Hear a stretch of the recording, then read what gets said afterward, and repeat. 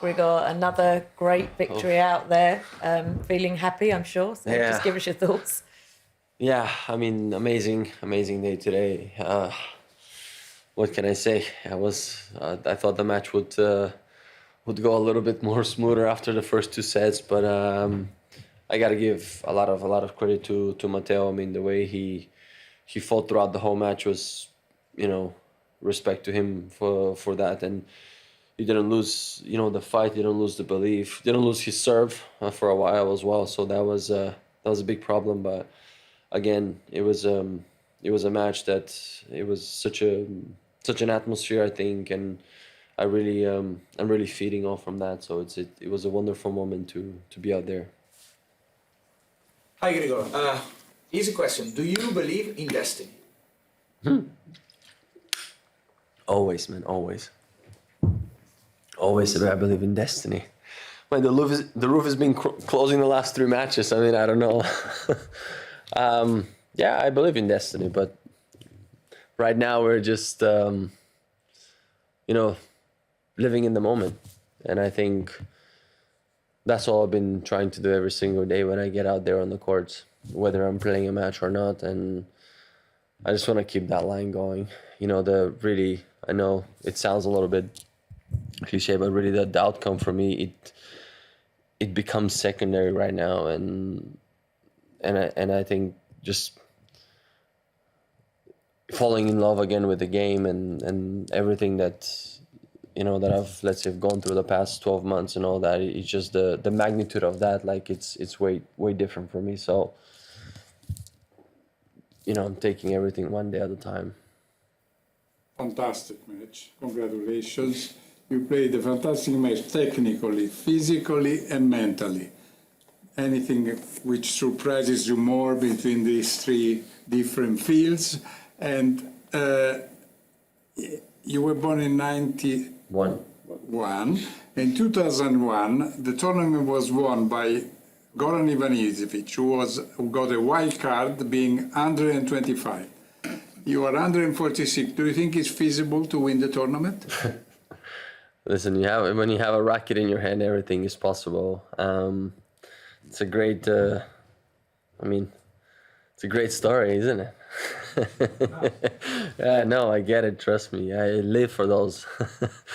Yeah, I don't want to get ahead of myself on anything, but I'm just proud. I'm just proud that I'm able to,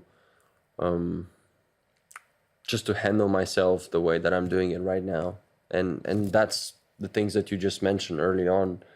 I felt I've done well, and I think even if I would have lost that match today, I still would have been proud because I knew I've given everything I could have. And, there's such a fine line when you win or lose of how mentally you treat yourself. And it's a very difficult for me to explain, so I'll try to sum it up. And it's like, if you win, then you start picking up on the smallest thing you've done on the court. And then if you lose, you go like on the biggest things, right? So there's always, there's always that fine line of like, you need to kind of keep a balance on both sides. And all I wanted to do was, compete, stay present, stay fit, physically, mentally. And because I couldn't really do that much in the 3rd and the 4th set, if you think about it. He was outplaying me completely. There was not much for me to do, but, there's this little place where I was like, okay, well, I might have a chance. Even if in the 5th, it might be a let call, a ball, maybe he's gonna have an off serve.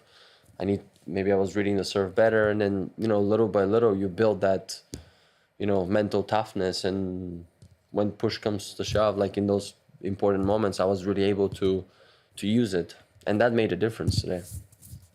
Rob? Can you explain why you brought Jamie Delgado back into your team? What does he bring to the team? And talking of omens, he did win the title here with Andy Murray 10 years ago. I mean, me and Jamie have always worked, I think, well.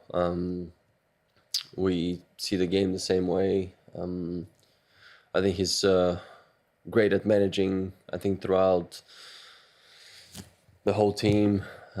including me. I think we speak a very common language of what needs to be done, simplifies things for me a lot. And, you know, it's a very important to have that good, you know, work connection, because and he's been there, he's done that on so many different occasions and with such an amazing players in the past. But it's just, it was important for me to, you know, I'm on a timeline, so it was important for me to set the, you know, set the boundaries, set the rules, and set the goals.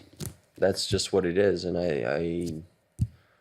again, I don't know how much more I'm gonna play or years of this. No one knows at the moment. But like we have a very clear goal, clear vision of what needs to be done right now and what we can do. So he's really good at that, like of helping me, like managing all these moments, because now or never for me to have that last final push of my career. And you know, I still believe in myself. I've played good tennis. I know I've had somehow a pretty crazy career to a certain extent, with like highs and lows and ups and downs and all that. Like, I get it, I'm aware. But I wouldn't change a thing, man. So at the moment, we're just like going at it with a full force of what needs to be done, regardless of the outcome, and we keep on believing in the path and the plan. And he's been able to do that as well. Like, he's been able to make things a little bit more simple, and also with the gather experience he's had, it makes me think for a little bit from a different perspective, which is very useful where I'm at. Grigor, you're playing a British player next, Arthur Ferry, another wild card. How much do you know about him? And as someone who's beaten Andy Murray here, what's it like playing against a British player and against the crowd? I mean, it's not going to be an easy match. I've seen him play. He's a great competitor. He's playing at home. I mean, second week, Wimbledon, big court. So, like, I totally get it. No, like, I'm gonna approach this match as every other match. There's nothing has changed on my side. I'm just really gonna focus on my side of the net and what I want to be doing out there and achieving on the court, and try to find a way around that match. That's, you know, that's gonna be for me. As I said, I've seen him play. He's a great player, and yeah, I'm sure we're both gonna be ready for that match. Congrats. Thanks, man. You talked a lot about living in the moment and not thinking about results. I imagine in a sport like this, where results define a lot, that sometimes can be difficult to do. So I'm curious, when did that shift occur for you, and when did, like, what pushed you to commit to that mentality? Well, I mean, I had time to turn inwards in the past 12 months, so I had time to stop and look back the road traveled. And, you know, there's so many good moments and bad moments and everything, but there's also come a moment in time where you just need to maybe try a little bit of a different approach for different things. And you fought something for so long, for example, and then it turns out maybe you've been fighting the wrong thing. So I don't know. It's difficult for me to, like, sum it up for you, but it's just the way it is. And you know, these are the moments that I really kind of have forgotten a little bit. Like the last, let's see, 3 matches that I've played, not even like tonight or the one before, just the last 3 matches have really, like, reminded me a different part of myself, and it's amazing, you know. Like, I'm really, you know, falling in love with that process again of doing all that. Of course, winning helps, don't get me wrong. I mean, who wouldn't want to win? But then there's so many other things that come on board that you need to be able to handle, and, you know, thoughts and all that. So I really had to put a lot of work in myself for that, and it's not over. The work is not over. I mean, I think I'm just at the beginning of it. Don't get me wrong. There's so much more to, to unfold and to try and to potentially do better. Who knows? But at the moment, I'm just doing the things that really depend on me the best that I can. Last question. There are not a lot of players playing the way you do. In fact, you might be the last of the Mohican. People appreciate your old school game. You're so old school that you even jumped over the net like the players in the 40s.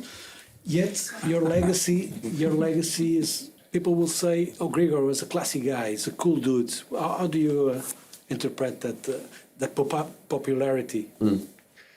Well, I don't know. I think you should ask them. That's the thing. It's No, I do feel like, of course, I feel like I really have felt very embraced throughout my career from everyone. Like, I'm not gonna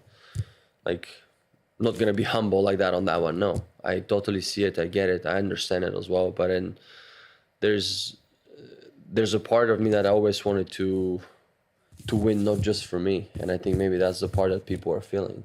And I think whether it's, for, when I start from my family, from my fans, every time I come back from somewhere, I want to win, but also I want to win for them, for you guys, for everyone that is supporting me, because that is my way to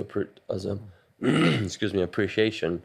And again, my career has been pretty tumultuous if you think about it. It has been, but again, I've had some ridiculous moments that I'll forever cherish. And I think while I was still playing, I'll always keep on trying to produce those, those moments on the court, and then off the court, just be myself the best way that I can possibly can. I don't want to hide, that's never been my forte, even though sometimes I wish I would have not been so like that.